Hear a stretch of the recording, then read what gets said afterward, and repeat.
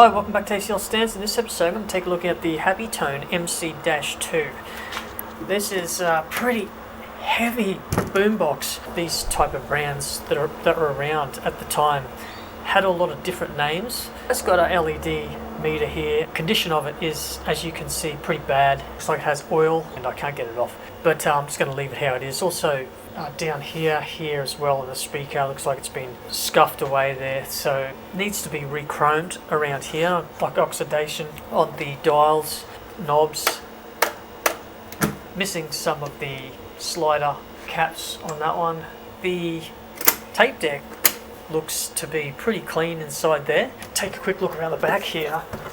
Pretty standard affair. Has the external speakers, 3.5mm jacks there, phono, and we have the DIN connector, two left and right external mics. We've got the beat cut, the center negative, 12 volt connector, and have a look at the battery compartment, and that looks really nice. Bit of a mixed bag, this one. It's broken aerial. It's good that it's got a smaller one on here too, because that's got a lot of replacement. Just in this compartment here is absolutely filthy with dust.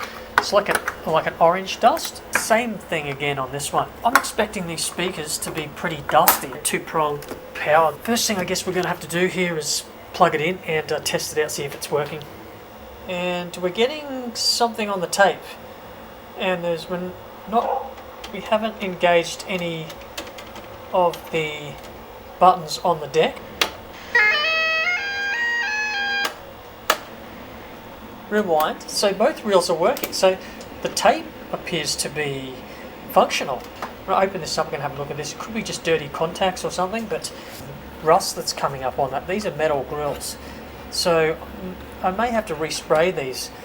When we switch to radio, we're getting a full VU meter peak. Okay, so I've taken the knobs and the dials off the front. The way these speakers come out is they have a little latch thing here that you just push over and you pull upwards, and then they just pop off that way. So it's a little bit different. Most of these ones I usually slide up off the top, but this one actually, a little bit different. Okay, so I got this thing open and dust is just on everything. I mean, it is actually, zoom in a little bit, it's caked on top of that board, all over the power switch. This stuff has got to be in all those switches. Has a flat belt, you can see just here. So we'll have to get some flat belts in. Give this thing a blowout, and then I can inspect the individual boards. Giving this a clean out, looks a lot better. Still a lot of the dust that's still on here, which I'll have to get off with the brush. I guess I removed this board, gave it a clean up. A little bit of alcohol, 99% alcohol on there.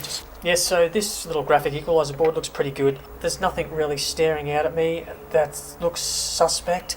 So I'm going to put this board back, and I'm going to take a look at that power board there, clean the power switch. So if you have a look at the VU meter here, you can see it's jumping around. Lights start to go off like that. There's usually something to do with the ground or the ground connection. A cold solder joint, cracked solder joint, or the ground wire was broken, or the wire core only had a few strands connected. I'll move the wiring around.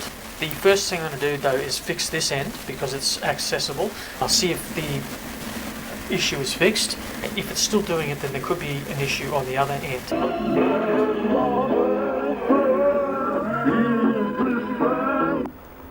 Okay, so there's a look at the main board, and so have a look at the switches here, and you can see just how absolutely covered these things are in this yellow whatever dust this is.